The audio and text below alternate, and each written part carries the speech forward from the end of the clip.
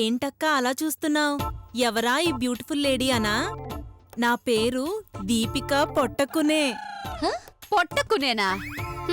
పొట్టకు దగ్గ పేరే.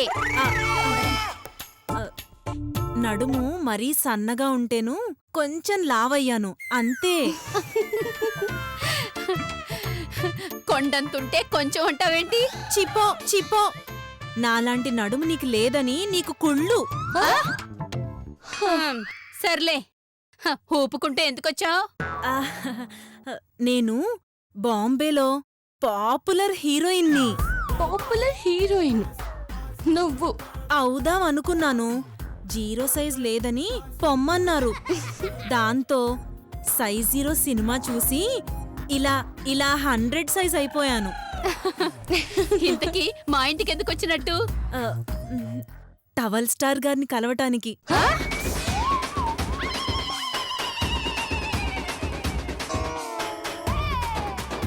టవల్ స్టారా?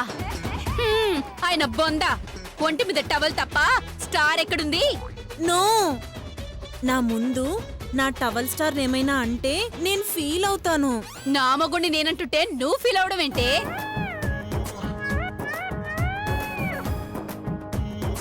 ఆయన నీకు మాత్రమే కాదు, నాకు కూడా సిగలో పువ్వు పెట్టాడు. అంటే తనని కూడా పెళ్లి చేసుకున్నాడంట వదినా? నోనో, అలాంటి పాపము ఆయన చెయ్యలేదు. జస్ట్ డేటింగ్ అంతే. అంటే ఇల్లీగల్ కాంటాక్టా?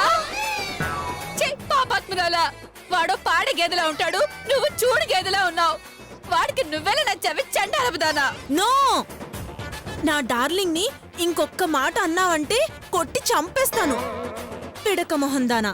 ఒసేయ్, నా మొగుడుతో సంబంధం పెట్టుకోవడమే కాకుండా నన్నే తిడతావా? నీ పొట్ట పగలగొట్టకపోతే నా పేరు కౌసల్య కాదే. రావే మిడిగుడ్లదానా. ఏంటి? నన్నే మిడిగుడ్లదానా అంటావా? నువ్వు అయిపోయావే వాళ్ళ. నాపదు మధు, నా కడుపు మండిపోతుంది. ఈ బర్రె మొహంది నాకు సవదంట. ఇవాళ అటు ఇటు తేలిపోవాలంతే.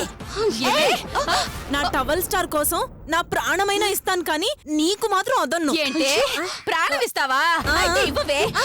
చచ్చిపోవే. ఉండవే. ప్రాణం ఇస్తుందంట. ప్రాణం నిన్ను ఇవాళ చంపి తీరుతానే. చావే. నిన్ను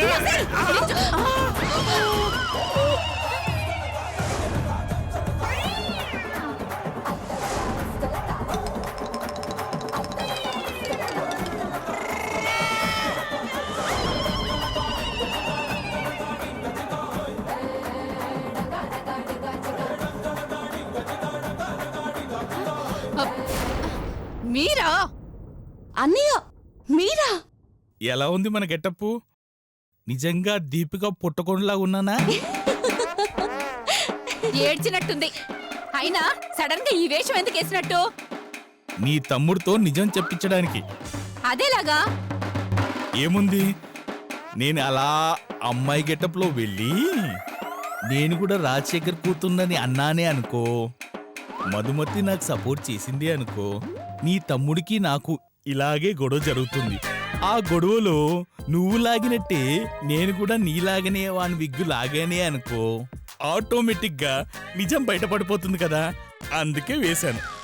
ఐడియానేమో బాగుంది, కానీ అలా బయట పెట్టేస్తే రేపు ఇంకొక అమ్మాయిని తీసుకొచ్చి ఏమీ రాజశేఖర్ కూతురుని నమ్మించడానికి ట్రై చేస్తుంది అత్తయ్య గారు. అదే వాళ్ళ నోటితో వాళ్ళే నిజం ఒప్పుకొని మా దగ్గర రాజశేఖర్ కూతురు లేదని వాళ్ళే చెప్పేస్తే ఇంకో అమ్మాయిని తెచ్చే ఛాన్సే ఉండదు. కరెక్టే సిస్టర్, కానీ ఆయన కూతురు మన అత్త దగ్గర నిజంగా లేదంటావా? అది తెలిస్తే ఈ బాధలని ఎందుకుంటాయన్నయ్య? కాని మనం పెట్టి టార్చర్ దెబ్బకి వాళ్ళు తట్టుకోలేక మన అత్తయ్యే నిజం ఒప్పుకునేలా చేద్దాం. అది తప్ప వేరే మార్గం లేదు. సరే సిస్టర్, నువ్వు ప్లాన్ చేయి, మేము అమలు చేస్తాం.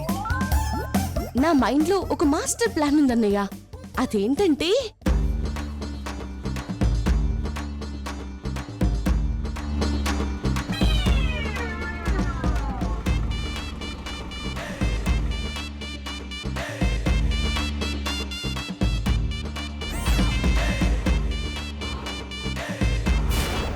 సూపర్ మధు. కన్ఫర్మ్ గా ఈ ప్లాన్ వర్కౌట్ అవుతుంది. నా మొగుడు మల్లీశ్వరి గారు, మీ మీదకు 2 జోడు గుర్రాల్ని వదులుతున్నాను. జాగ్రత్తగా ఉండండి. పదండి రా.